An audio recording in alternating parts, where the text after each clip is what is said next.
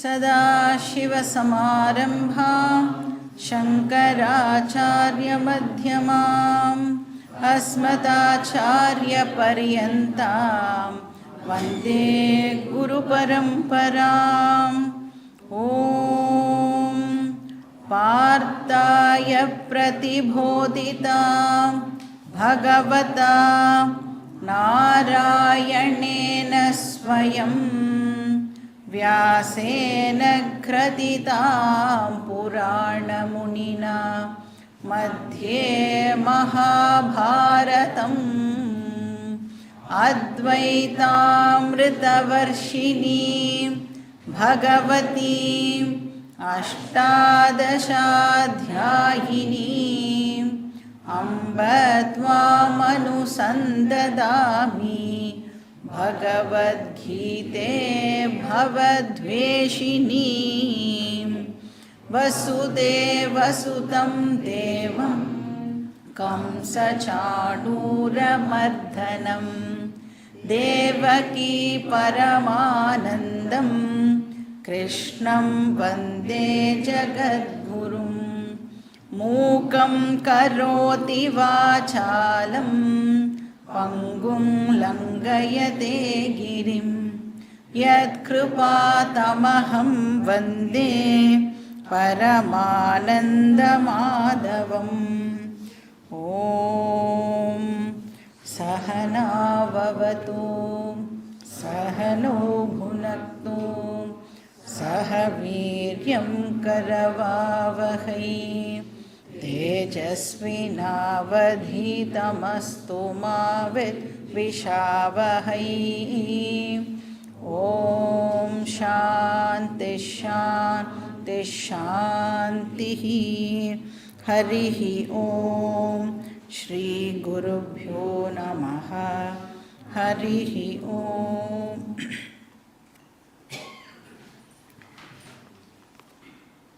So Arjunan கேட்ட கேள்விக்கு கிருஷ்ணர் பதில் சொல்லிட்டு வரார் அப்படின்னு பார்க்குறோம். நான் கர்மயோகம் பண்ணுறதுக்கு ஏதோ ஆப்ஸ்டக்கிளாக இருக்குது அப்படின்னு அர்ஜுனன் கேட்குறான். அதுக்கு பகவான் இப்போது காம அண்ட் குரோத அது ரெண்டும் தான் ப்ராப்ளம் அப்படின்னு ஆன்சரை கொடுக்குறார். ஸோ காம குரோதன்னு சொல்லலாம், இல்லைனா ராகத்வேஷ அப்படின்னும் நாம் அதை சொல்லலாம். அதுக்கு தான் இந்த விஷயத்தை நம்மளுக்கு புரிய வைக்கிறதுக்கு தான் பஜகோவிந்தம் அப்படிங்கிற டெக்ஸ்ட் இருக்குது. நாம் அகெயின் இன்னொரு வாட்டி போய் அதை கேட்டோம் அப்படின்னா இதோட ரிலேட் பண்ணி அதை கேட்கும் பொழுது இன்னும் நன்னா நமக்கு புரியும். அந்த காம குரோதாவால் மூடப்பட்டிருக்கிற இன்டலெக்டை தான் சங்கரர் கிரிட்டிசைஸ் பண்ணுறார். இப்போ எதை லைஃப்பில் நாம் ப்ரையாரிட்டியாக வச்சுக்கணும், அர்த்த காமவா தர்ம மோக்ஷவா? ஸோ இங்கே கன்ஃபியூஷன் நம்ம எல்லாருக்கும் ஏற்படுறது. அதாவது ராங்காக ஏன் நம்மளுடைய புத்தி டிசைட் பண்ணுறது அப்படின்னா பிகாஸ் ஆஃப் காம குரோத. ஸோ அர்த்த காம இதெல்லாம் ஓகே, ஆனால் எப்படி இருக்கணும்னா செகண்டரியாக இருக்கணும். இப்போது கட்டோபனிஷத் இந்த அர்த்த காமாவை பிரேயஸ்ன்னு சொல்கிறது, தர்ம மோக்ஷாவை ஸ்ரேயஸ்ன்னு சொல்கிறது. அப்போ ஒரு இன்டெலிஜென்ட் பர்சன் எதை இம்பார்ட்டண்ட்டுன்னு நினைப்பான்னா ஸ்ரேயஸ் தான் இம்பார்ட்டண்ட் அப்படின்னு நினைப்பான். ஸோ இந்த கிளாரிட்டி யாருக்கு இருக்கோ அவனை சாஸ்திரம் விவேகி அப்படின்னு சொல்கிறது. இந்த கிளாரிட்டி தான் ஒருத்தருக்கு இருக்கணும் அப்படின்னு நாம் 2வது சாப்டர் படிக்கும் பொழுதும் பார்த்தோம். விவசாயாத்மிகா புத்திஹி ஏகேக குரு நந்தன, அந்த ஒன் பாயிண்டட்னஸ், அந்த கோலில் ஃபஸ்ட்டு கிளாரிட்டி ஆனது நமக்கு இருக்கணும். இப்போ இதே ஒரு அவிவேக்கியாக இருந்தான் அப்படின்னு சொன்னால் அவனுக்கு அர்த்த காம பிரதானமான ஒரு வாழ்க்கையை அவன் வாழ்வான். ஸோ இங்கே கிருஷ்ணர் என்ன சொல்கிறார், நீ வேறு எதையெல்லாமோ உன்னுடைய கோலாக வச்சுண்ட அப்படின்னு சொன்னால் நீ அகெயின் இந்த காம குரோத ப்ராப்ளமில் திருப்பியும் மாட்டிகிட்டே இருக்க போகிற. ஏன்னா எது பேசிக் ப்ராப்ளம், அஜ்ஞானம்ங்கிறது பேசிக் ப்ராப்ளமாக இருக்கிறதுனால காம குரோத அப்படிங்கிறது அதனுடைய ப்ராடக்டாக இருக்குது. காம குரோத இருக்கிறதுனால நம்ம வந்து எது வந்து என்னுடைய வாழ்க்கையில் ப்ரையாரிட்டி அப்படிங்கிறத டிசைட் பண்ண தெரியாமல் நாம் வேறு ஏதோ விஷயங்களுக்கெல்லாம் ப்ரையாரிட்டி கொடுத்துட்டுருக்கோம்.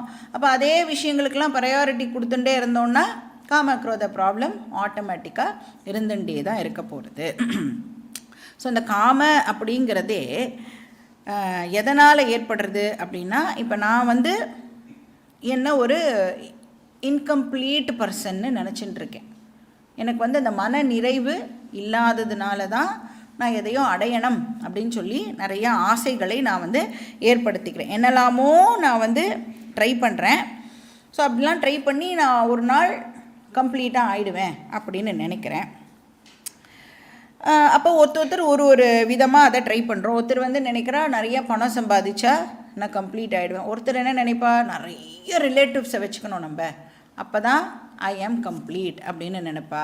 இப்போ ஒருத்தர் வந்து இல்லை எனக்கு பசங்க இருக்கா, அது மூலமாக எனக்கு அந்த கம்ப்ளீட்னஸ் கிடைக்கும். இப்படி எல்லாம் நாம் டிஃப்ரெண்ட்டாக நினைக்கிறோம். ஆனால் கிருஷ்ணர் சொல்கிறார், இதெல்லாம் வந்து ஒரு பேசிக்காக அந்த இருக்கிற ப்ராப்ளமை நீ அட்ரஸ் பண்ணாமல் இந்த காம அப்படிங்கிற விஷயம் உன்னை விட்டு போகாது.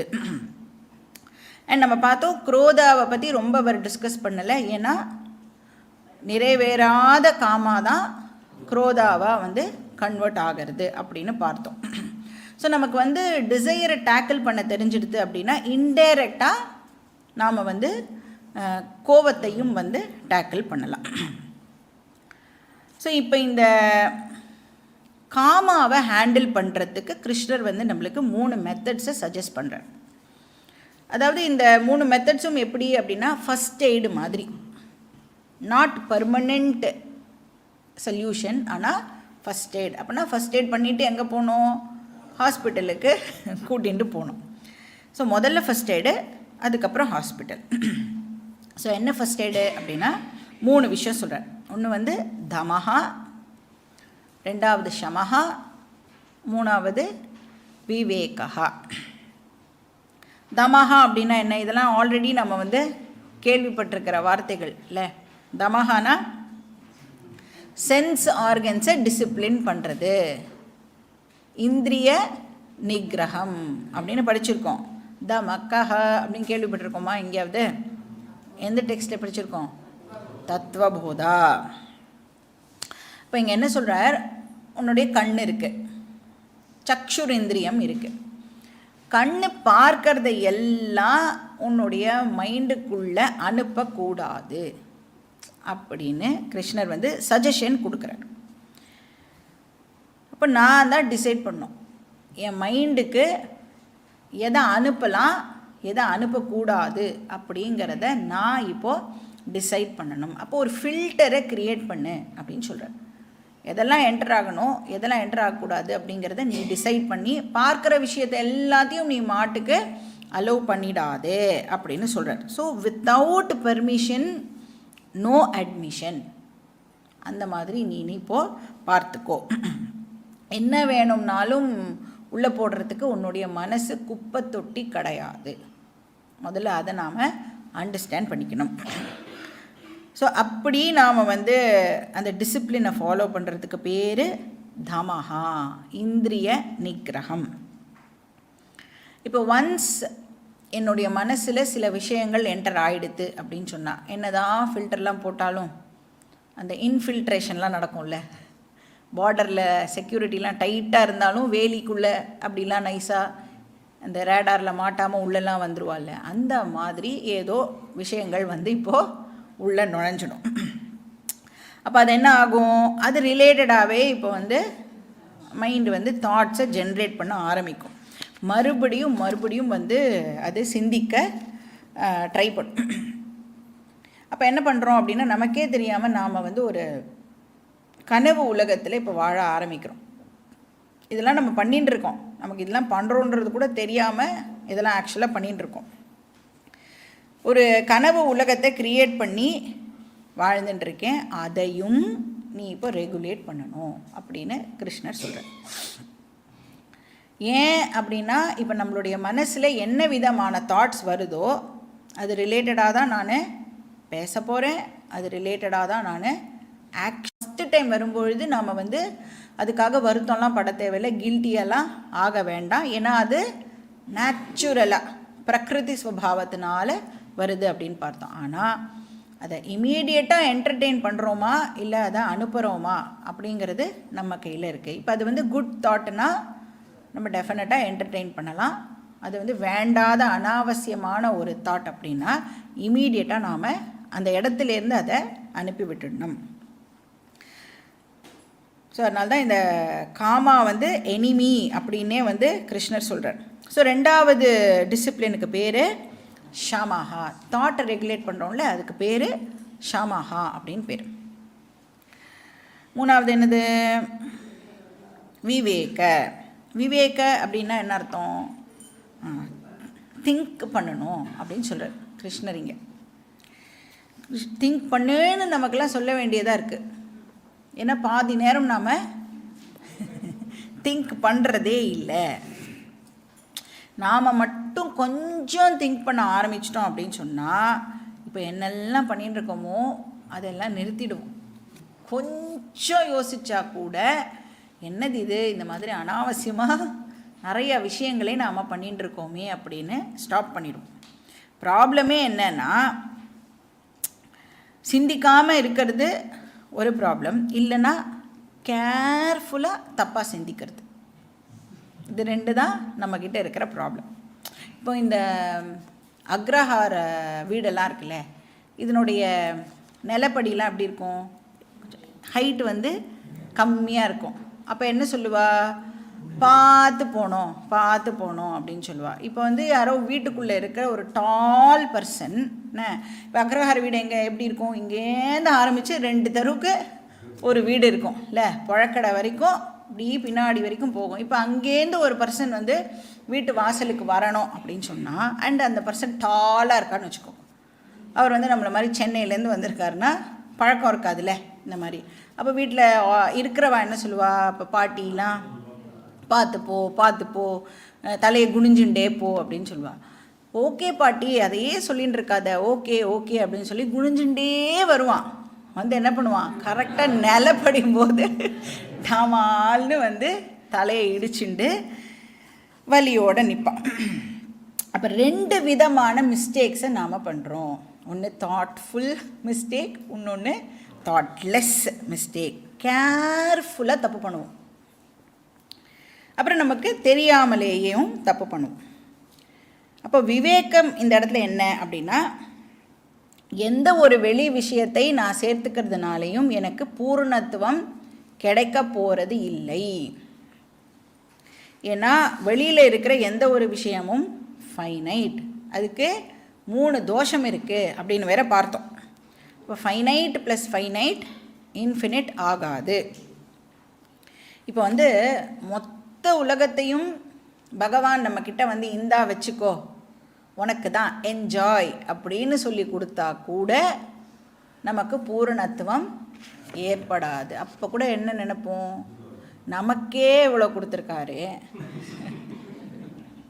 அப்போ இது தவிர வேறு ஏதோ ஒன்று இருக்கும் போல இருக்கே அப்படின்னு அந்த அதிருப்திகரத்துவம் இருக்குல்ல. ஏன்னா அதான் தோஷம், என்டையர் வேர்ல்டில் அந்த தோஷமானது இருக்குது. இப்போ நச்சிகேதஸ் அப்படின்னு அந்த 8 வயசு பையன் கட்டோபனிஷத்தில் லிட்ரலி யமதர்மராஜா எல்லாத்தையுமே அவனுக்கு கொடுக்குறாரு. உனக்கு என்ன வேணுமோ அதை நீ வந்து எடுத்துக்கோன்னு சொல்கிறார். ஆனால் அவன் என்ன சொல்கிறான்? ந வித்தேன தர்ப்பணியோ மனுஷ்யா, எவ்வளவு வித்தம் இருந்தாலும் இந்த மனுஷனுக்கு திருப்தி அப்படிங்கிறது மட்டும் ஏற்பட போகிறது இல்லை அப்படின்னு 8 வயசுக்கு அவன் சொல்கிறான். அந்த வித்தம்னா இந்த இடத்துல பொசஷன், என்னெல்லாம் வச்சுன்னு இருக்கோமோ அது. இப்போ கல்யாணம் பண்ணிண்டா கம்ப்ளீட் ஆகிடுவேன், நான் வந்து செக்யூர்டாக ஃபீல் பண்ணுவேன் அப்படின்னு கல்யாணம் பண்ணிக்கிறோம். ஆனால் கல்யாணம் பண்ணினதுக்கப்புறம் என்ன தெரியுது? ஸ்பௌஸுடைய இன்செக்யூரிட்டியும் சேர்ந்து டபுள் இன்செக்யூரிட்டியாக இப்போ ஆகிறது. குழந்தைகள்லாம் பிறந்தா செக்யூரிட்டி கிடைக்கும்னு நினைக்கிறோம், ஆனால் அவளுடைய இன்செக்யூரிட்டியும் இப்போ நம்மளோட சேர்ந்துடுறது. சரி, நிறைய பணம் சேர்த்து வச்சா அது கடைசி காலத்துக்கு நமக்கு வந்து செக்யூரிட்டியை கொடுக்கும் அப்படின்னா கஷ்ட காலம் அந்த பணத்துக்கே நான் தான் செக்யூரிட்டி கொடுக்க வேண்டியிருக்கு. அது என்னை காப்பாற்றுறதுக்கு பதிலாக அந்த பணத்தை நான் காப்பாற்றின்னு இருக்கேன் இல்லையா? எங்கே இன்வெஸ்ட் பண்ணுறது, எப்படி இன்வெஸ்ட் பண்ணால் அது பத்திரமா இருக்கும். என்ன மாதிரியான ஒரு மேட் வேர்ல்டில் நாம் வந்து வாழ்ந்துட்டுருக்கோம் பாருங்க. அப்போ பகவான் சொல்கிற கொஞ்சம் நீ இதெல்லாம் யோசிச்சா கூட உனக்கு இதெல்லாம் யோசிக்கிறதுக்கு என்ன பிஹெச்டி பண்ணோம், எந்த சப்ஜெக்டில் பிஹெச்டி பண்ணணும்? ஒன்றுமே பண்ண வேண்டாம். Common sense is the most uncommon thing in the world அப்படின்னு அதனால தான் சொல்கிறா போல இருக்கு. காமன் சென்ஸை நாம் யூஸ் பண்ணுறது இல்லை. ஸோ இந்த அர்த்த காம விஷயம் வந்து டெஃபினட்டாக நமக்கு பிரச்சனையை கொடுக்க போகிறது. அது எவ்வளோ நீங்கள் அக்வயர் பண்ணாலும் உங்களுக்கு அது செக்யூரிட்டியை கொடுக்க போகிறது இல்லை. இது வந்து ஃபஸ்ட்டு நமக்கு நன்னா புரியணும். இந்த அண்டர்ஸ்டாண்டிங்க்கு பேர் விவேகா. எனக்குள்ளதான் அந்த செக்யூரிட்டி இருக்குது அப்படின்னு இப்போ சாஸ்திரம் சொல்லி கொடுக்குறது அப்படின்னா நான் தான் அந்த security or source of security, எவர் செக்யூராக நான் தான் இருக்கணும் அப்படிங்கிற அறிவு நமக்கு ஏற்படணும். நமக்குள்ளே தான் அந்த பீஸ் இருக்குது அப்படின்னா நான் தான் சோர்ஸ் ஆஃப் பீஸாக இருக்கணும். அப்போ ஐ ஆம் எப்படி இருக்கணும்? எய்தர் ஐ ஆம் எவர் ஃபுல்லாக இருக்கணும், இல்லைனா ஐ ஆம் நெவர் ஃபுல். இது ரெண்டில் ஏதாவது ஒன்றா தான் நான் இருந்தாகணும். இப்போ எனக்கு தெரியறது நான் வந்து எவ்வளவோ சேர்த்துக்க ட்ரை பண்ணுறேன், ஃபுல்லே ஆக மாட்டேங்கிறது இல்லையா? அப்போது அந்த விவேகமானது நமக்கு இருக்கணும். வெளியில் இருக்கிற விஷயங்களை அக்வயர் பண்ணுறது மூலமாக எனக்கு ஃபுல்னஸ் கிடைக்க போகிறது இல்லை. அப்போ தமஹா, ஷமஹா, விவேகா இது மூணும் வந்து ஃபஸ்ட் எய்ட் அப்படின்னு சொல்கிறார். தமஹாங்கிறது சென்ஸ் ஆர்கன்ஸ் லெவலில் பண்ணுறது, ஷமஹாங்கிறது மைண்டு லெவல், விவேகாங்கிறது புத்தி. இதில் எது ஃபஸ்ட்டு ஸ்டெப்பு அப்படின்னா ஆர்டரையும் வந்து கிருஷ்ணர் நமக்கு இங்கே சொல்கிறார். தமஹா தான் ஃபஸ்ட்டு. அதுலேயும் தமஹானா சென்ஸ் ஆர்கன்ஸ், அதுலேயும் ஃபஸ்ட்டு எதை கண்ட்ரோல் பண்ணோம் அப்படின்னா நாக்கு. நாவடங்கினால் நாளும் அடங்கும். ஒரு சென்ஸ் ஆர்கனை கண்ட்ரோல் பண்ணால் பாக்கி எல்லாம் ஆட்டோமேட்டிக்காக அடங்கும். அது என்ன சென்ஸ் ஆர்கன்? நாக்கு. ஸோ தஸ்மாத் துவம் இந்திரியான் ஆதௌ அப்படின்னு சொல்கிறார். இந்திரியான் ஆதௌ நியமிய. ஆதௌனா முதல்ல. உன் சென்ஸ் ஆர்கன்ஸை முதல்ல டிசிப்ளின் பண்ணுறதுக்கு ஆரம்பி, அது ஸ்டார்ட் பண்ணு. அப்படி பண்ணி பாப்மானம் பிரஜகி ஏனம், அந்த காம ப்ராப்ளமை ஹேண்டில் பண்ணு. பாப்மானம்னா இந்த இடத்துல காமானால் நம்மளுக்கு ஏற்படுற ப்ராப்ளம். நியமியான ரெகுலேட் பண்ணு அப்படின்னு அர்த்தம். ஆதோனா ஃபஸ்ட்டு நீ இந்திரியங்களை முதல்ல ரெகுலேட் பண்ணு. பிரஜகி அப்படின்னா ஹேண்டில் பண்ணு அப்படின்னு அர்த்தம். டேக்கிள் பண்ணு. டேக்கிள் பண்ணாமல் விட்டுட்டேன்னா என்ன ஆகும்? இந்த காமா என்ன பண்ணும்? ஞான விஞ்ஞான நாசனம். அது வந்து உனக்கு கர்மயோகத்துக்கும் அப்ஸ்டக்கலாக இருக்க போகிறது, ஞான யோகத்துக்கும் அப்ஸ்டக்கலாக இருக்க போகிறது. ஞானம் விஞ்ஞானம் ரெண்டையும் அது அழிச்சிடும். ஸோ ஞானம்னா என்ன, விஞ்ஞானம்னா என்னன்னு லாஸ்ட் கிளாஸில் பார்த்தோம்ல. ஞானம்னா ஆத்மா, விஞ்ஞானம்னா நான் தான் அந்த ஆத்மா. அதனால நீ இப்போது இந்த காமத்தை ஹேண்டில் பண்ணியே ஆகணும் அப்படின்னு ஃபஸ்ட் எய்டை இந்த ஸ்லோகத்தில் சொன்னார். ஸ்லோகா நம்பர் 42 படிக்கலாம். இந்திரியாணி பரான் யாஹுஹு இந்திரியேப்யः பரம் மனஹ மனசஸ்து பரா புத்திஹ யோ புத்தே பரதஸ்து சஹ.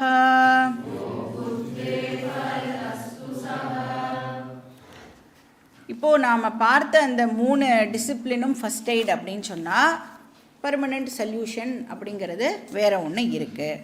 அப்போ what is the permanent solution? இப்போ தம சம விவேக டெம்பரரி சொல்யூஷன்னா பர்மனெண்ட் சொல்யூஷன் என்னவா இருக்கணும்? அந்த காம குரோதெல்லாம் எதோடைய ப்ராடக்ட்டு? அப்போ அஜ்ஞானம் போனோன்னா what is the permanent solution? ஞானம். ஸோ ஆத்ம ஜானம் ஏவ பர்மனெண்ட் சொல்யூஷன். அது எப்படி, எதனால் அந்த மாதிரி சொல்கிறா? ஏன் ஆத்ம ஜானம் தான் பர்மனெண்ட் சொல்யூஷன் அப்படின்னா, இப்போ இந்த காமகா இருக்குல்ல, அது எதனுடைய வெளிப்பாடு அப்படின்னா, ஏன் எனக்கு ஒரு விஷயத்து மேலே ஆசை ஏற்படுறது? ஏன்னா அந்த விஷயம் இப்போ என்கிட்ட இல்லை. அது என்கிட்ட இருந்தால் நான் கம்ப்ளீட் ஆகிடுவேன். ஐ ஆம் இன்கம்ப்ளீட் நவ். அதனால் நான் அதை அடையிறது மூலமாக கம்ப்ளீட் ஆவேன். இந்த இன்கம்ப்ளீட்னஸ் இருக்குல்ல, இதுதான் ஆசையாக வெளிப்படுறது. இப்போது யார்கிட்டையாவது நீங்கள் போய் உங்களுக்கு ஏதாவது குறை இருக்கா அப்படின்னு கேட்டால் என்ன சொல்லுவா?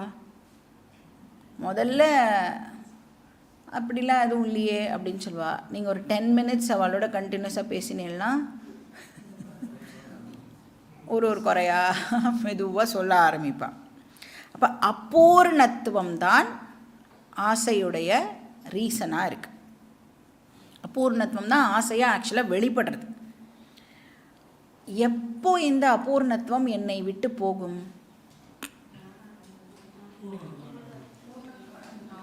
எனக்கு அபூர்ணத்துவமே இல்லைன்னு தெரிஞ்சாதான் இந்த அபூர்ணத்துவம் என்னை விட்டு போகும்.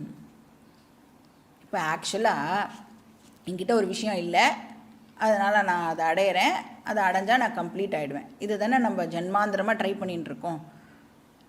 எவ்வளோ அடைஞ்சாலும் கம்ப்ளீட்னஸ் கிடைக்க மாட்டேங்கிறது. அப்போ அதை கம்ப்ளீட்டே பண்ண முடியாது. இப்போ என்ன அண்டர்ஸ்டாண்ட் பண்ணிக்கணும்? யூ ஆர் ஆல்ரெடி கம்ப்ளீட் அப்படிங்கிறத நான் அண்டர்ஸ்டாண்ட் பண்ணிட்டேன்னா அபூர்ணத்துவம் என்னை விட்டு போயிடும். அகம் பூர்ணஹா அஸ்மி அப்படின்னு தெரிஞ்சுக்கிறதுனால மட்டுமே என்னை விட்டு அபூர்ணத்துவம் போகும். ஐ டு நாட் லேக் எனிதிங். என்னை கம்ப்ளீட் பண்ணுறதுக்கு எதுவும் தேவையில்லை. அதனால தான் பார்த்தோம், நைவ தஸ்ய கிருதே நார்த்தஹா நா கிருதே நேஹ கஷ்டன நச்சாஸ்ய சர்வபூதேஷு கஷ்டிதர்த்தவ்யபாஸ்ரயः. எங்கே கேட்டோம் இதை? நல்ல வேலை, 3rd chapterலேயே தான் கேட்டோம். நான் ஆல்ரெடி ஃபுல் அப்படின்னா எனக்கு என்ன தேவைப்படும்? அப்போது என்கிட்ட இருக்கே அதெல்லாம் பின்ன என்னது? பூஜ்ய சுவாமிஜி ரொம்ப பியூட்டிஃபுல்லாக சொல்கிறார், உன்னை சுற்றி என்னெல்லாம் இருக்கோ அது எல்லாம் லக்ஸரி அப்படின்னு சொல்கிறார். லக்ஸரினா ஜென்ரலாக எதை லக்ஸரின்னு சொல்லுவோம்? இப்போ நான் இருந்தால் என்ஜாய் பண்ணுவேன், இல்லைன்னா நான் ஒன்றும் மிஸ் பண்ண மாட்டேன். அதை தானே லக்ஸரி அப்படின்னு சொல்கிறோம். இந்த பாடி மைண்டே கூட அந்த மாதிரி தான் அப்படின்னு சொல்கிறார். அதுவே லக்ஸரி தான். ஸோ சுற்றி இருக்கிறது எல்லாமே நீடு, நெசசிட்டி அப்படின்னு நினைக்கும் பொழுது தான் பாண்டேஜ் ஏற்படுறது. என்னை சுற்றி இருக்கிறது எல்லாமே லக்ஸரி அப்படின்னு நினச்சா எங்கே இந்த பாண்டேஜ் வரும்? ஐ ஆம் ஆல்ரெடி ஃப்ரீ. இருந்தால் யூஸ் பண்ணுவேன், இல்லைனா யூஸ் பண்ண மாட்டேன். இப்போ பகவான் நல்ல கண், காது, மூக்கு இதெல்லாம் கொடுத்துருக்காரு. இதெல்லாமே என்னது? லக்ஸரி. எப்போ இதோட வேல்யூ நமக்கு தெரியும்? ஒன்று ஒன்றா ஃபங்க்ஷன் பண்ணுறதை நிறுத்தும் பொழுது தான் அதனுடைய அருமை நமக்கு புரியும். அப்போ இருக்கிறது எல்லாமே பிளெஸ்ஸிங். அகம் பூர்ணஹா. அந்த அகம் பூர்ணஹா தான் மோக்ஷம். அது எப்போ பாசிபிள் ஆகும்னா ஆத்ம ஞானத்தினால மட்டுமே. அப்போ 42, 43 இந்த 2 ஸ்லோகத்துலேயும் ஆத்ம ஞானம்தான் அல்டிமேட் சொல்யூஷன் அப்படின்னு கிருஷ்ணர் சொல்கிறார். எந்த ப்ராப்ளம்க்கு இது அல்டிமேட் சொல்யூஷன்? நம்ம எந்த ப்ராப்ளம் பற்றி இப்போ பேசிகிட்டு இருக்கோம்? காம குரோத ப்ராப்ளமுக்கு ஆத்ம ஞானம் தான் அல்டிமேட் சொல்யூஷன். இப்போ ஆத்ம ஞானம் பற்றி கிருஷ்ணர் பேசணும் அப்படின்னு சொன்னால் ஆத்மாவை பற்றி இப்போ அவர் டிஃபைன் பண்ணி ஆகணும். ஆத்மானா என்ன, அதோட டெஃபினேஷனை தான் இந்த ஸ்லோகத்தில் சொல்கிறார். ஸோ இந்த ஸ்லோகமும் வெரி வெரி இம்பார்ட்டண்ட் ஸ்லோகம். ஸோ இந்த ஸ்லோகத்தை கிருஷ்ணர் கட்டோபனிஷத்துலேருந்து பாரோ பண்ணிட்டு இருக்கார் அப்படின்னு சொல்லலாம். கட்டோபனிஷத்துடைய மந்திரத்தையே எடுத்து நமக்கு இங்கே ஸ்லோகமாக கொடுத்துருக்கார். கட்டோபனிஷத்தில் என்ன வருதுன்னா, இந்திரியேபிய பராஹிர்த்தா அர்த்தேபிய பரம் மனஹ மனசஸ்து பரா புத்திஹி புத்தேராத்மா மகான் பரஹ மகதஃப் பரம் அவ்யக்தம் அவ்யக்தாத் புருஷஃப் பரஹ புருஷான்ன பரம் கிஞ்சித் சா காஷ்டா சா பராகதிஹி. ஸோ 2 மந்திரத்தை கிருஷ்ணர் என்ன பண்ணியிருக்கார், ஒரே ஒரு ஸ்லோகமாக நமக்கு கண்டென்ஸ் பண்ணி கொடுத்துருக்கார். இப்போ இது ஒரு யுனீக் மெத்தடில் நம்மளுக்கு சொல்கிறதுக்கு ட்ரை பண்ணுறேன். இப்போ இந்த யுனீக் மெத்தடுக்கு பேர் என்ன அப்படின்னா, அருந்ததி தரிசன நியாயம் அப்படின்னு பேர். அருந்ததி தரிசன நியாயம். நியாயம்னா மெத்தட். டீச்சிங்கில் நிறைய மெத்தடாலஜிஸ்லாம் யூஸ் பண்ணுவோம்ல, அதில் one of the teaching methodologies Arundhati தரிசனம். நமக்கு தெரியும்ல, எப்போ பண்ணுவோம், கல்யாணம் போது அருந்ததியை தரிசனம் பண்ணணும் அப்படின்னு சொல்லுவாள். ஜென்ரலாக நட்சத்திரம்லாம் எப்போ தெரியும், ஆனால் எப்போ நம்மளை பண்ண சொல்லுவா,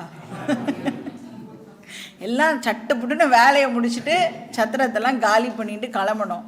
எப்போ ராத்திரி வரும்னு வெயிட் பண்ணி உனக்கு அருந்ததியெல்லாம் காமிச்சு என்றைக்கு முடியறது. ஆக்சுவலி எப்போ அருந்ததி பார்க்கணுன்னா ராத்திரியில் தான் பார்க்க ட்ரையாவது பண்ணலாம். சும்மா பாருன்னுவா, ஒன்றும் பார்க்கலாம் முடியாது. ஸோ ஏன் அருந்ததி தரிசன நியாயம்னு பேருனா, அருந்ததியை டைரெக்டாக நம்மளால் பார்க்க முடியாது.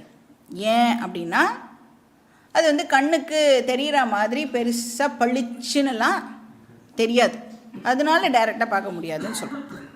அப்போ என்ன பண்ணுவா, ஃபஸ்ட்டு எதுலேருந்து ஆரம்பிப்பா அப்படின்னா, நிலா இருக்கா அப்படின்னு சொல்லி எது இருக்கிறதுலேயே ஒரு பெரிய லூமினஸ் ஆப்ஜெக்டோ அதை காமிச்சு, நிலா உனக்கு தெரியறதா, தெரியறது, அது அருந்ததி இல்லை. இப்போ நீ என்ன பண்ணு, அதுக்கு பக்கத்தில் அப்படியே சைடில் வந்தேன்னா இன்னும் ஒரு குட்டியாக ஒரு நட்சத்திரம் தெரியறது பாரு அப்படின்னு சொல்லுவோம். தெரியறதா அப்படின்னு கேட்டால் நம்ம என்ன சொல்லணும், தெரியலனா கூட இப்போது தெரியறது அப்படின்னு சொல்லுவோம்.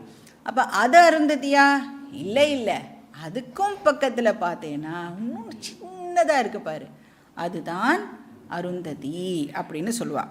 ஸோ இப்படி ஸ்தூலமாக இருக்கிற ஒரு விஷயத்தை வச்சு சூக்ஷ்மமாக கண்ணுக்கு தெரியாமல் இருக்கிற ஒரு விஷயத்துக்கு கூட்டிகிட்டு போகிறதில்ல, அதுக்கு பேர் அருந்ததி தரிசன நியாயம். இதையே சாக்கச்சந்திர நியாயம் அப்படின்னு சொல்லுவாள். பிரான்ச்சை வச்சு, ஷாக்கானா மரத்தினுடைய கிளைகள், அப்போ அந்த மரத்தினோட கிளைக்கு நடுவில் அது தெரியறது பார், அதுக்கு பக்கத்தில் இது இருக்கு பார் அப்படின்னு, அந்த மாதிரி ஸ்தூலமான ஒரு விஷயத்துலேருந்து சூக்ஷ்மமான ஒரு விஷயத்துக்கு நம்மளை கூட்டிகிட்டு போகிறதுக்கு பேர், அந்த டீச்சிங் மெத்தடாலஜிக்கு பேர் அருந்ததி தரிசன நியாயம். இப்போ இந்த மெத்தடை வேதாந்தம் இப்போது ஆத்மாவை ரிவீல் பண்ணுறதுக்கு ஸ்டெப் பை ஸ்டெப் நம்மளை எடுத்துகிட்டு போகிறது. ஸோ இதை அருந்ததி தரிசன நியாயம்னு சொல்லலாம். இல்லைன்னா இப்போ ஆத்மாவை இது ரிவீல் பண்ண போகிறது அப்படிங்கிறதுனால வேறு என்னன்னும் இதை சொல்லலாம். நம்ம ஆல்ரெடி இதை பார்த்துருக்கோம். இப்போது ஸ்தூலமாக இருக்கிற ஒரு விஷயத்துலேருந்து சூக்ஷ்மமாக இருக்கிற ஒரு விஷயத்துக்கு கூட்டிகிட்டு போகிறது அப்படின்னு சொன்னால், எதை வச்சு நம்மளுக்கு வேதாந்தம் அதை சொல்லி கொடுக்கறது, பஞ்சகோஷ விவேகம். கரெக்டா?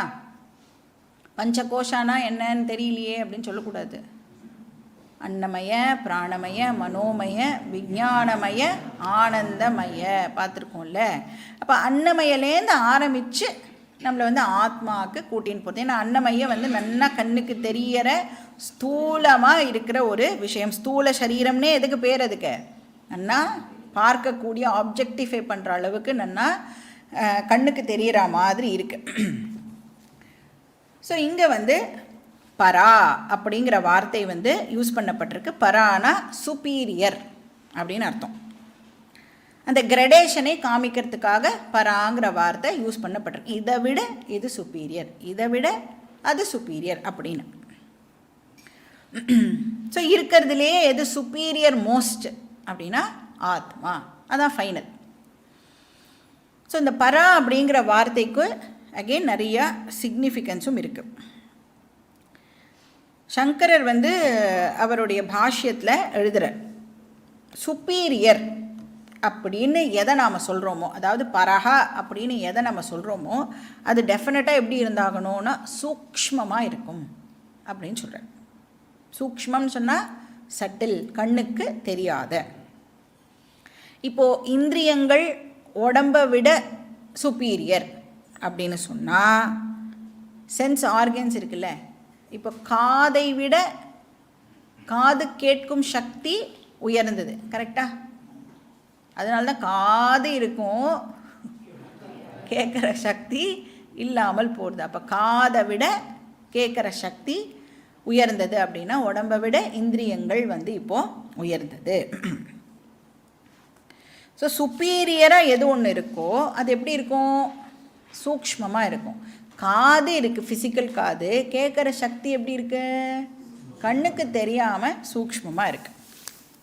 இது ஒரு பாயிண்ட். நெக்ஸ்ட்டு அதோடைய வியாபகத்தன்மை இருக்குல்ல, அது எது சூக்ஷ்மமாக இருக்கோ அதனுடைய வியாபகத்தன்மையும் டெஃபினட்டாக ஜாஸ்தியாக இருக்கும். இப்போ பிருத்திவி, ஜலம், அக்னி, வாயு, ஆகாசம் இப்படின்னு எடுத்துட்டா எதுக்கு வியாபகத்தன்மை ஜாஸ்தி? ஆகாசத்துக்கு தான் வியாபகத்தன்மை ஜாஸ்தி. ஏன்னா அது வாயுவை விட சட்டில், சூக்ஷ்மம். அதனால்தான் ஆகாசம் எங்கே இருக்கு?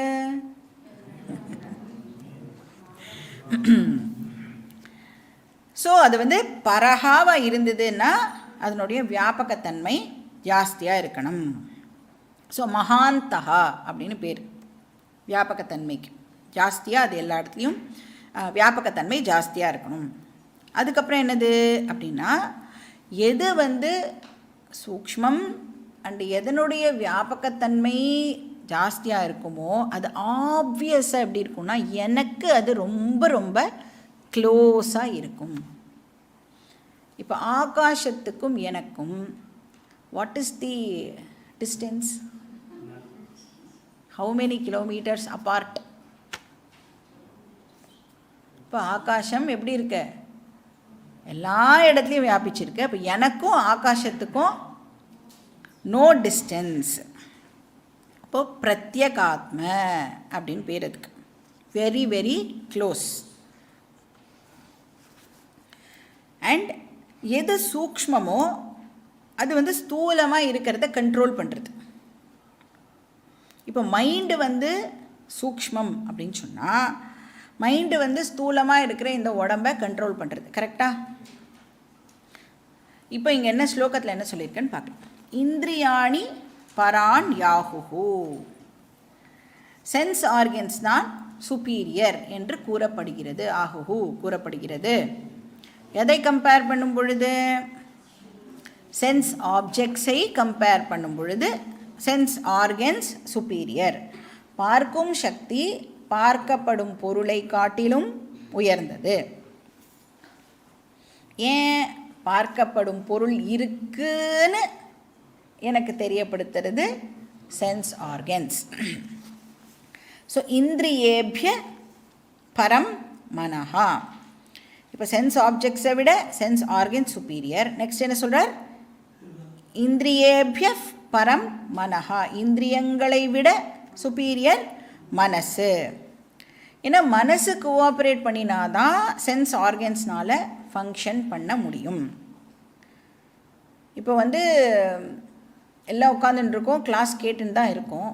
ஆனால் ஃபியூ செகண்ட்ஸ் இப்போ நம்மளுடைய மைண்டு எங்கேயாவது ட்ராவல் பண்ணிட்டு வந்ததுன்னா அந்த ஃபியூ செகண்ட்ஸ் காது எதையுமே ரெஜிஸ்டர் பண்ணியிருக்காது இல்லையா? அந்த சென்ஸ் ஆர்கன் எதையுமே இப்போது உள்ளே அனுப்பிச்சிருக்காது. மைண்டு பேக் பண்ணாமல் சென்ஸ் ஆர்கன்ஸ்னால் ஃபங்க்ஷன் பண்ண முடியாது. அதாவது அதனால் வெளி விஷயங்களை கிரகிக்க முடியாது. ஸோ மைண்டு மூலமாக தான் ஆக்சுவலாக பார்க்குறோம், கேட்குறோம், எல்லாமே பண்ணுறோம். மைண்டு வந்து கோஆப்ரேட் பண்ணணும். கண்ணு வந்து எப்போ கண்ணாக இருக்கும் அப்படின்னா மைண்டு வந்து அதுக்கு பேக் பண்ணினா தான் கண்ணுனால் கண்ணு மாதிரி ஃபங்க்ஷன் பண்ண முடியும். ஸோ மைண்டு வந்து இந்திரியங்களை விட சுப்பீரியர். நெக்ஸ்ட் என்னது? மனசஸ்து பரா புத்திஹி. மனசை விட எது சுப்பீரியர்? புத்தி. இப்போ மைண்ட் அப்படின்னு சொன்னால் மைண்டுக்கு வந்து ஜென்ரலாக 2 விதமான ஃபங்க்ஷன்ஸ் இருக்குது. ஒன்று வந்து இமோஷன்ஸை ஜென்ரேட் பண்ணிகிட்டே இருக்கும். இந்த கோபம், வருத்தம், கவலை, கருணை, பாசம், வெறுப்பு, ஆல் கைண்ட்ஸ் ஆஃப் இமோஷன்ஸ். இன்னொரு ஃபங்க்ஷன் என்னது மைண்டு பண்ணுறது? Doubting function. சங்கல்ப விகல்பாத்மகம் மனஹா அப்படின்னு படிக்கிறோம்ல. சங்கல்ப அப்படின்னா பண்ணணுமா, விகல்பனா பண்ண வேண்டாமா, பேசணுமா பேச வேண்டாமா, சாப்பிடணுமா சாப்பிட வேண்டாமா, கிளாஸ் இப்போ முடியுமா முடியாதா, அந்த மாதிரி டவுட் படுறதில்ல, அதுக்கு பேர் மனஹா. இப்போ அந்தக்கரணம் அப்படிங்கிறது ஒன்று, ஆனால் அது வந்து 4 டிஃப்ரெண்ட் ஃபங்க்ஷன்ஸை பண்ணுறது. அந்த டிஃப்ரெண்ட் ஃபங்க்ஷன்ஸை பண்ணும்பொழுது அதுக்கு 4 டிஃப்ரெண்ட் நேம்ஸ் வந்து கிடைக்கிறது. மனஹா, புத்தி, சித்தம், அகங்காரம் அப்படின்னு 4 விதமான ஃபங்க்ஷன்ஸை அது பண்ணுறது. இப்போ டவுட்டிங் தாட்ஸ் வந்தது அப்படின்னா அந்தக்கரணம் இப்போது மனசாக ஃபங்க்ஷன் பண்ணிகிட்டு இருக்கு அப்படின்னு அர்த்தம். ஏதாவது இமோஷன்ஸ் எல்லாம் இப்போது ஜென்ரேட் ஆகுறதுனா அந்தக்கரணம் வந்து மனசாக ஃபங்க்ஷன் பண்ணிகிட்டு இருக்கு. பட் இங்கே என்ன சொல்கிறா? மனசை விட புத்தி சுப்பீரியர். ஏன்? புத்தி என்ன பண்ணுறது? டிசைடு பண்ணுறது. போகலாமா வேண்டாமா அப்படின்னு இந்த மனசு டவுட் பட்டின்ண்டே இருக்கும் பொழுது புத்தி என்ன பண்ணுறது? அந்த இடத்துக்கு வந்து ஒரு ஃபுல் ஸ்டாப் வைக்கிறது. அந்த டவுட்டுக்கு எது ஃபுல் ஸ்டாப் வைக்கிறது? அப்போ அது தானே கண்ட்ரோல் பண்ணுறது. அந்த டவுட்டை வந்து முடித்து வச்சு இதுதான் அப்படின்னு டிசைட் பண்ணுறதுனால மனசை விட சுப்பீரியர் புத்தி. அப்போ அந்த டவுட்டை எதனால் நாம் கண்ட்ரோல் பண்ணுறோம்? அறிவினால் அந்த டவுட் வந்து இப்போது கண்ட்ரோல் பண்ணப்படுறது. இப்போ புத்தியில் தான் அறிவு இருக்கும் இல்லையா? புத்திக்கு தான் அந்த திங்கிங் பவர் ஆனது இருக்குது. ஸோ மனசை விட புத்தி சிறந்தது. புத்தியில் இந்த ஆத்ம ஞானம் இருக்கிறதுனால தான் ஞானிகளை நாம் வந்து ரொம்ப ரொம்ப ரெவர் பண்ணுறோம், ரெஸ்பெக்ட் பண்ணுறோம். அப்போது ஒரு ஞானி வந்து எந்த இமோஷன்ஸுடைய கிரிப்பிலையும் போய் மாட்டிக்க மாட்டான். இப்போ புத்தியில் அறிவு இருக்கிறதுனால அந்த அறிவு வந்து மனசுக்கு எடுத்து சொல்லும். இந்த இமோஷன்ஸ் வந்து ப்ராப்ளம் ஏற்படுத்தும் அப்படின்னு அந்த அறிவு வந்து சொல்லிகிட்டே இருக்கும். அதனால் ஞானிகள் யாரும் இமோஷன்ஸோடைய கிரிப்பில் போய் மாட்டிக்க மாட்டா. இந்த பொறாமை, துவேஷம் இந்த மாதிரியான இமோஷன்ஸ்லாம் அவளுக்கு வராது. ஞானிக்கு அப்போ இமோஷன்ஸே வராதானா? இமோஷன்ஸ் எல்லாம் இருக்கும், ஆனால் இமோஷன்ஸோட பிடியில் ஞானி இருக்க மாட்டா. இப்போ புத்தியை யூஸ் பண்ணி நம்மளால் இமோஷன்ஸை ஹேண்டில் பண்ண முடியும். இப்போ டவுட்ஸை வந்து ஹேண்டில் பண்ணணும் அப்படின்னு சொன்னால் எந்த ஒரு டவுட்டுமே எதனால் ரிமூவ் ஆகும்? கிளியர் நாலேஜ் இருந்தால் தான் அந்த டவுட் வந்து அந்த இடத்துலேருந்து போகும் இல்லையா? இப்போது கட்டோபனிஷத்துலேருந்து தான் இந்த ஸ்லோகம் வந்து பாரோ பண்ணியிருக்கார் அப்படின்னு சொல்கிறோம்ல. கட்டோபனிஷத்தில் இந்த சுப்பீரியர், இதை விட இது சுப்பீரியர், இதை விட இது சுப்பீரியர் அப்படின்னு புரிய வைக்கிறதுக்கு கட்டோபனிஷத் ஒரு எக்ஸாம்பிள் கொடுக்கறது. அது என்ன கொடுக்கறது அப்படின்னா ஒரு தேர் எக்ஸாம்பிள் அது கொடுக்கறது. ரத்தம் இருக்குல்ல, இந்த உடம்பை வந்து ரத்தம் அப்படின்னு சொல்கிறது, இதுதான் தேர். இப்போ நம்மளுடைய சென்ஸ் ஆர்கன்ஸ் இருக்குல்ல, அதுதான் ரத்தத்தில் பூட்டப்பட்டிருக்கிற குதிரைகள். 5 குதிரை இருக்கும் ஜென்ரலாக நீங்கள் பார்த்துடலாம். So 5 sense organs. மனசு இருக்கே, அது என்னது அப்படின்னா ரத்தத்தையும் குதிரையையும் கனெக்ட் பண்ணுற கடிவாளம். புத்தி என்னது? புத்தி தான் டிரைவர், தேரோட்டி. இப்போ கிருஷ்ணர் என்னவா இருக்கார்? அப்போ டிரைவர் தான் என்ன பண்ணுறார்? மனசை கண்ட்ரோல் பண்ணுறார். யார் வந்து அந்த கடிவாளத்தை வந்து பிடிச்சிண்டு இந்த டைரக்ஷனில் போனோம் அந்த டைரக்ஷனில் போனோம் அப்படின்னு யார் டிசைட் பண்ணுறா? புத்தி தான் டிசைட் பண்ணுறது. அப்போ புத்தி தான் நம்மளுடைய வாழ்க்கையுடைய டைரக்ஷனையே கண்ட்ரோல் பண்ணுறது. மனசஸ்து பரா புத்திஹி. ஸோ விஞ்ஞானமய கோஷா இஸ் சுப்பீரியர் டு மனோமய கோஷா. சரி, புத்தியை விட சிறந்தது எது? யோ புத்தே பரதஸ்து சஹா. சஹா அப்படின்னா இந்த இடத்துல ஆத்மா. புத்தியை விட சுப்பீரியர் ஆத்மா. ஆத்மா தான் இன்டெலெக்டை விட சுப்பீரியர். ஆத்மானா என்னது? கான்ஷியஸ்னஸ். எது ஒன்று இருக்கிறதுனால நான் புத்தியையே தெரிஞ்சுக்கிறேனோ, புத்தி அப்படின்னு ஒன்று இருக்குன்னு எப்படி நான் தெரிஞ்சுக்கிறேன்? கான்ஷியஸ்னஸ் இருக்கிறதுனால தான் புத்தின்னு ஒன்று இருக்குங்கிறதையே நான் தெரிஞ்சுக்கிறேன். அதனால் புத்தியை விட சுப்பீரியர் வந்து ஆத்மா. இப்போ வந்து எனக்கு ஒரு விஷயம் தெரியும் அப்படின்னு சொல்கிறேன், அப்புறம் எனக்கு இந்த விஷயம் தெரியாது அப்படின்னு சொல்கிறேன். இப்போ எனக்கு ஒரு விஷயம் தெரியுங்கிறதும் எனக்கு தெரிஞ்சிருக்கு, எனக்கு ஒரு விஷயம் தெரியாது அப்படிங்கிறதும் எனக்கு தெரிஞ்சிருக்கு. எதனால் எனக்கு தெரிஞ்சிருக்கு அப்படின்னா அந்த அவேர்னஸ் பிரின்சிபிள்னால தான் எனக்கு இது தெரியும்னு தெரிஞ்சிருக்கு, இது தெரியாதும்னு தெரிஞ்சிருக்கு, இது டவுட்ஃபுல்லாக இருக்கும் ஆர் டவுட்ஃபுல்லாக இருக்குது அப்படிங்கிறதும் எனக்கு தெரிஞ்சிருக்கு. அப்போ I am aware of my knowledge, I am aware of my ignorance, I am aware of my doubt. அப்போ அந்த aware of எதனால் நடக்கிறது? அவேர்னஸ் பிரின்சிபிள்னால, கான்ஷியஸ்னஸ் பிரின்சிபிள்னால. அப்போ புத்தியை விட சுப்பீரியர் ஆத்மா. ஏன்னா எனக்கு இப்போது புத்தி என்ன பண்ணின்னு இருக்கு அப்படின்னு தெரியறதே. புத்தி வந்து புத்தியோடைய ஃபங்க்ஷனை என்னால் அண்டர்ஸ்டாண்ட் பண்ணிக்க முடியறது, புத்தியோடைய கண்டிஷனை என்னால் தெரிஞ்சுக்க முடியறது. அப்போ புத்தியை என்னால் ஒரு ஆப்ஜெக்ட் மாதிரி ஆப்ஜெக்டிஃபை பண்ணி புரிஞ்சிக்க முடியறது. இப்போ இந்த டாக்டர்கிட்டலாம் போகிறோம்ல, கண்ணு டாக்டர்கிட்ட போனால் ஐ டெஸ்ட் பண்ணால் என்ன பண்ணுவோம்? என்ன பவர் அப்படின்னு உன் கண்ணை பார்த்து டாக்டர் சொல்லுவாரா? உனக்கு -2.5 -3 அப்படிலாம் சொல்ல மாட்டான். என்ன பண்ணுவா? இல்லை உட்கார வச்சு மாற்றி மாற்றி அந்த இதெல்லாம் போட்டு படிக்க சொல்லி கிளியராக தெரியறதா அப்படின்னு கேட்பா. கிளியராக தெரியறதுன்னு எனக்கு தெரியறது, கிளியராக தெரியலைன்னு எனக்கு தெரியறது, சுத்தமாகவே தெரியலை அப்படிங்கிறதும் எனக்கு தெரியுது. அந்த போர்டு இருக்கிறதும் எனக்கு தெரியறது, அதில் இருக்கிற எழுத்து இருக்கிறதும் எனக்கு தெரியறதுங்கிறது எனக்கு தெரியறது.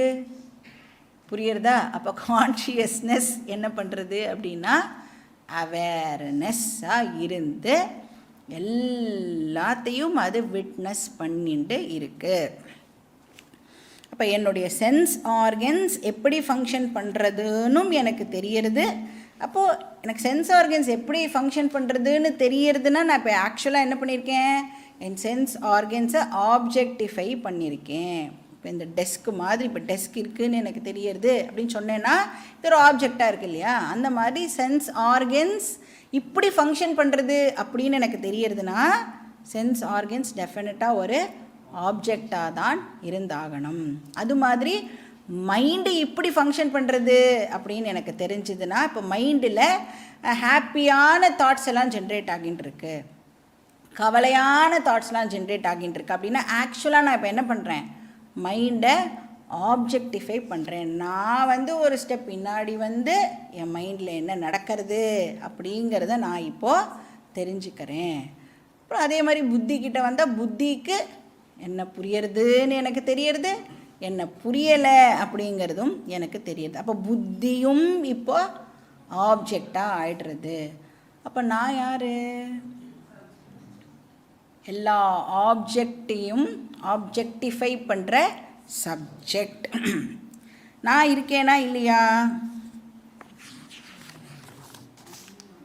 சப்ஜெக்ட் இருக்கா இல்லையா? ஆல் த டைம் இருந்துகிட்டே இருக்கும். இப்போ சப்போஸ் எனக்கு நான் இருக்கேனா இல்லையான்னு ஒரு டவுட் வந்ததுன்னு வச்சுக்கோங்க, அப்போ என்ன ஆகும்?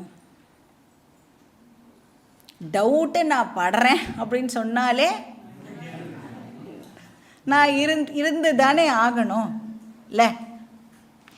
இப்போ அந்த ஃபோட்டோகிராஃப் மாதிரி தான். இப்போ வந்து ஒரு செல்ஃபி எடுத்துக்கிறோம் அப்படின்னா what is the proof that the mobile exist? Photograph.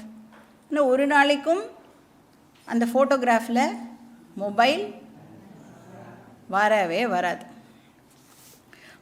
அது மாதிரி நான் ஆத்ம சைத்தன்யம் ஒரு நாளைக்கும் என்ன யாராலையும் பார்க்க முடியாது. நான் இப்போ புத்தியை ஆப்ஜெக்டிஃபை பண்ணுற மாதிரி என்ன ஆப்ஜெக்டிஃபை பண்ண முடியுமான என்ன அப்படின்னு சொல்லும் பொழுது திருப்பி பாடி மைண்டு சென்ஸ் காம்ப்ளெக்ஸ்லாம் எடுத்துக்கக்கூடாது. என்ன அப்படிங்கிற வார்த்தையை இங்கே யூஸ் பண்ணும் பொழுது கான்ஷியஸ்னஸ் அப்படின்னு அண்டர்ஸ்டாண்ட் பண்ணிக்கணும். நான் மற்ற இதை எல்லாத்தையும் ஆப்ஜெக்டிஃபை பண்ணுறேன், ஆனால் கான்ஷியஸ்னஸ் ஆகிய என்ன ஒரு நாளைக்கும் யாராலையும் ஆப்ஜெக்டிஃபை பண்ண முடியாது. ஏன்னா நான் தான் ஆப்ஜெக்டிஃபை பண்ணுற ஆளே. அதனால தான் சொல்கிறோம் நான் தான் எக்ஸ்பீரியன்சர். என்ன ஒரு நாளைக்கும் எக்ஸ்பீரியன்ஸ் பண்ண முடியாது. இப்போ நான் எல்லாத்தையும் பார்க்குறேன் அப்படின்னு சொன்னால் நான் இருக்கிறது ப்ரூவ் ஆகிடுறதே. ஏன்னா நான் தான் எல்லாத்தையும் எக்ஸ்பீரியன்ஸ் பண்ணுறேன் அப்படின்னா எக்ஸ்பீரியன்சர் இஸ் ஆட்டோமேட்டிக்கலி ப்ரூவ்டு. என்னுடைய எக்ஸிஸ்டன்ஸுக்கு ப்ரூஃப் எதுவுமே தேவை இல்லை.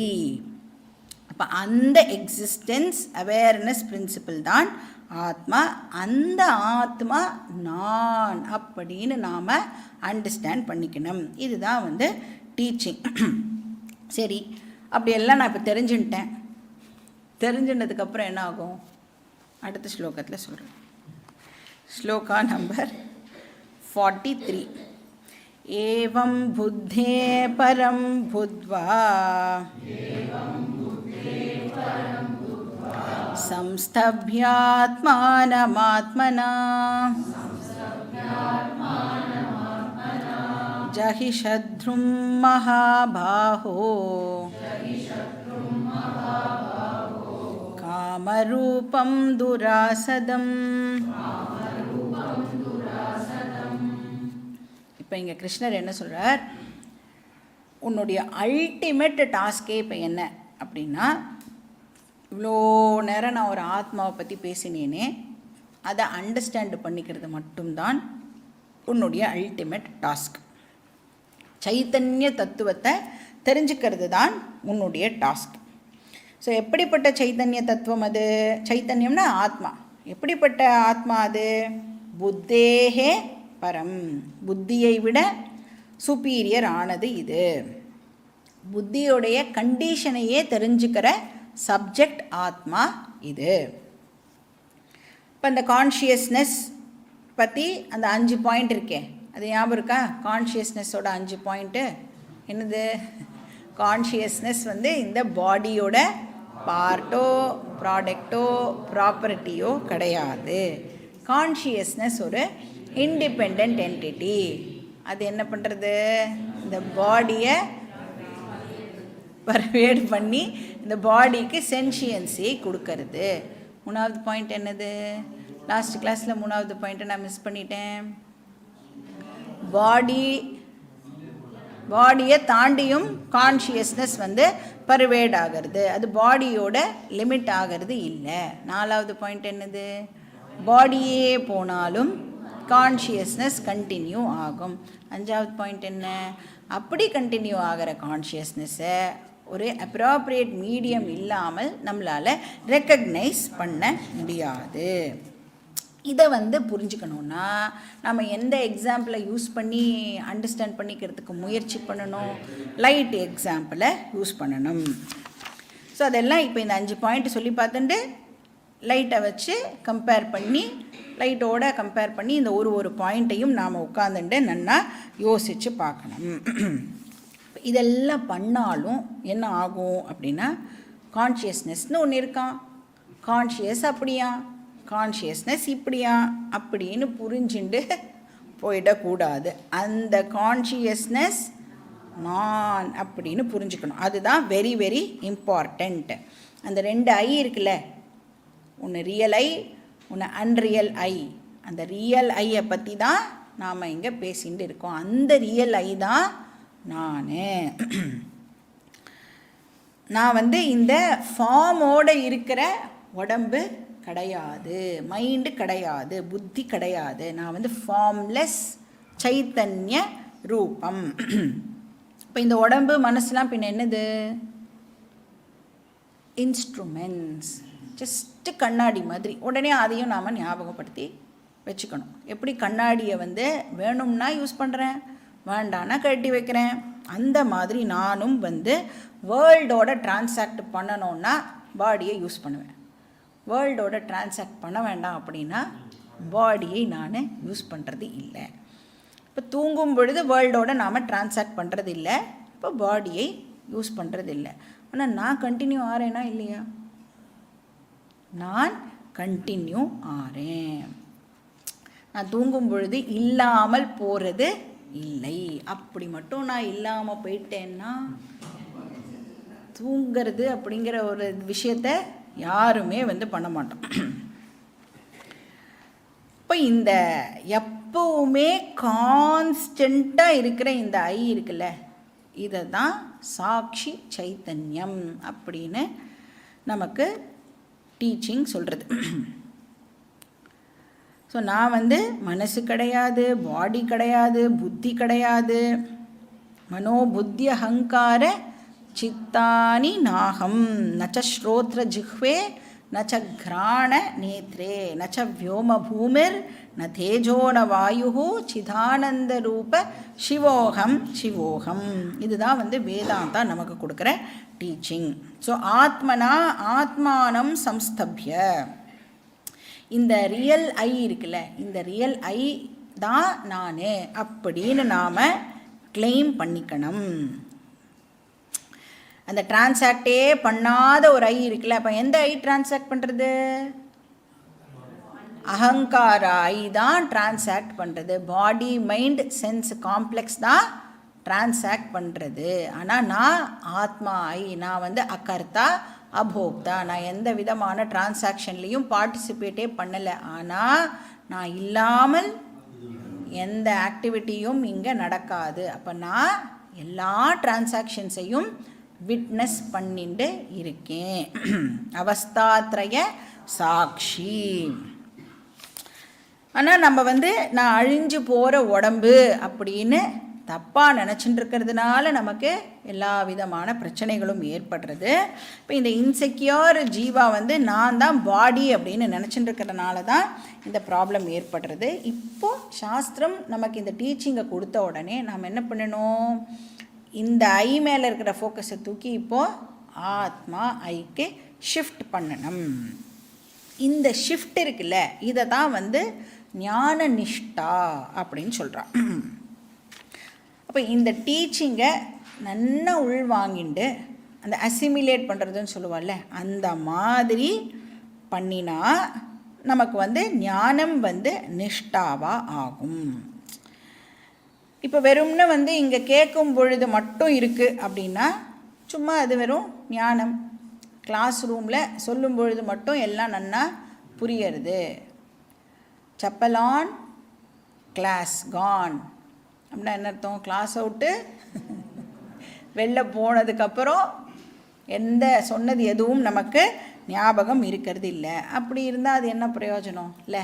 இங்கே இருக்கும்போது நன்னா இருக்கும், அப்புறம் வெளியில் போன உடனே பிரச்சனைகள் வரும். இப்போ அந்த மாதிரி இருக்கக்கூடாது. ஸோ என்ன சொல்கிறார் அப்படின்னா, நீ எப்பப்பெல்லாம் முடியுமோ அப்பப்பெல்லாம் இந்த டீச்சிங்கை ஞாபகப்படுத்திக்கோ, இன்வோக் பண்ண. நாலேஜ் நமக்கு எப்போ ஹெல்ப்ஃபுல்லாக இருக்கணும் அப்படின்னா, வேணுங்கிற சமயத்தில் அந்த நாலேஜ் இருக்கணும். வேணுங்கிற சமயத்தில் அது ஹெல்ப் பண்ணலைன்னா அந்த நாலேஜ் இருந்து என்ன பயன் இல்லையா? அப்போது வேணுங்கிற சமயத்தில் எனக்கு நாலேஜ் ஹெல்ப் பண்ணணுன்னா அந்த நாலேஜு நான் கூப்பிட்டா வரா மாதிரி நான் வச்சுக்கணும்.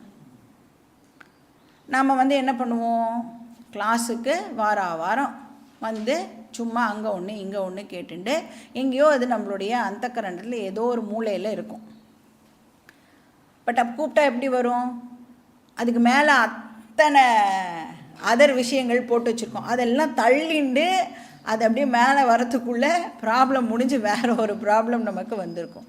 இப்போ கூப்பிட்ட உடனே அது வரணும் அப்படின்னா, ஹேண்டியாக அந்த நாலேஜ் எனக்கு இருக்கணும் அப்படின்னா, எத்தனை வாட்டி நான் இதே விஷயங்களை கேட்டு அசிமிலேட் பண்ணியிருந்தா எனக்கு இந்த ஞானம் வந்து எப்போ ஹெல்ப்ஃபுல்லாக தேவைப்படுற நேரத்தில் அது அவைலபிளாக இருக்கணும். அதனால் இங்கே என்ன சொல்கிறார்,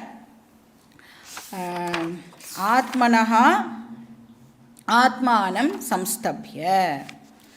ஃபஸ்ட்டு ஆத்மா அப்படின்னா, ஆத்மனஹானா இந்த இடத்துல மைண்ட் அப்படின்னு அர்த்தம், அந்தக்கரணம். அந்த மைண்டோட ஹெல்ப்போட இந்த ஞான விஷயத்தை, ஆத்மானம்னா ஆத்மாவை பற்றின இந்த நாலெட்ஜை, சம்ஸ்தப்ய அப்படின்னா ஸ்திரப்படுத்திக்கோ. மறுபடியும் கேட்டு நீ நன்னா அதில் அந்த ஸ்டெட்ஃபாஸ்ட் அப்படின்னு சொல்லுவோம்ல, ஸ்டடியாக இருக்கிறது. இப்போ எத்தனை வாட்டி நாம் வந்து அதை கேட்டு எத்தனை வாட்டி அதை வந்து ஞாபகப்படுத்தி இன்வோக் பண்ணினா அது வந்து ஆல் த டைம் எனக்கு அவைலபிளாக இருக்கும். ஸோ ஜஹி சத்ரும் மகாபாகோ, ஹே அர்ஜுனா, எனிமியை நீ இப்போ கான்குவர் பண்ணு அப்படின்னு சொல்கிறார். ஜஹினா கான்குவர் பண்ணு. யார் எனிமி? காமரூபம் துராசதம் சத்ரும். அந்த துராசதம் அப்படின்னா ரொம்ப ரொம்ப பொல்லாதுன்னு அர்த்தம், நமக்கு பிரச்சனை கொடுக்கக்கூடியது அப்படின்னு அர்த்தம். அந்த மாதிரி இந்த பொல்லாத இருக்கிற அந்த காமங்கிற ரூபத்தில் இருக்கிற அந்த டிசையரை, அந்த சத்ருவை நீ வந்து கான்குவர் பண்ணு, நீ வந்து ஜெயிக்கலாம். எப்படி ஜெயிக்கலாம் அப்படின்னா, ஆத்ம ஞானம் வந்துடுத்துன்னு சொன்னால் அதை நீ வின் ஓவர் பண்ணிடலாம். ஸோ ந கர்மணா ந பிரஜயா தனேன தியாகேனைக்க அமிர்தத்வ மானசுஹு அப்படிங்கிற விஷயம் உனக்கு புரிஞ்சிடுத்து அப்படின்னு சொன்னால் உன்னால் வந்து காமத்தை ஜெயிக்க முடியும். காமத்தை ஜெயிச்சிட்டோன்னா குரோதத்தையும் உன்னால் ஜெயிக்க முடியும். அப்போ அந்த ரியல் ஐ, ஆத்மா ஐ இருக்கே, ஆல்ரெடி பூர்ணகா ஐ இருக்கே, அதுதான் நான் அப்படின்னு நாம் கிளைம் பண்ணிக்கணும். கிளைம் பண்ணிக்கணுன்னா முதல்ல அது என்னன்னு நமக்கு நன்னா தெரிஞ்சிருக்கணும். எதெல்லாம் நான் இல்லை அப்படிங்கிறதும் எனக்கு நன்னா புரிஞ்சுட்டுருக்கணும். அப்படி பண்ணால் நமக்கு வந்து இந்த காமத்தை நாம் ஜெயிக்கலாம். ஸோ ஃபஸ்ட் எய்டு வந்து தமஹா சமஹா விவேகம், அல்டிமேட் சொல்யூஷன் ஆத்ம ஞானம். இது மூலமாக நீ வந்து காமாவை ஹேண்டில் பண்ணலாம், இன்டைரக்டாக குரோதாவையும் நீ ஹேண்டில் பண்ணலாம் அப்படின்னு சொல்லி கிருஷ்ணர் வந்து இந்த சாப்டரை கன்க்ளூட் பண்ணுறார். நாமும் கன்க்ளூட் பண்ணலாம். ஓம் தத் சத். இது ஸ்ரீமத் பகவத்கீதாசு உபனிஷத்சு பிரம்ம வித்யாயாம் யோகசாஸ்திரே श्रीकृष्णार्जुन संवादे कर्मयोगो नाम तृतीयोऽध्यायः. श्रीकृष्णार्पणमस्तु. ॐ पूर्णमदः पूर्णमिदं पूर्णात् पूर्णमुदच्यते पूर्णस्य पूर्णमादाय पूर्णमेवावशिष्यते. ॐ शान्ति शान्ति शान्तिः. हरिः ॐ श्रीगुरुभ्यो नमः. हरिः ॐ.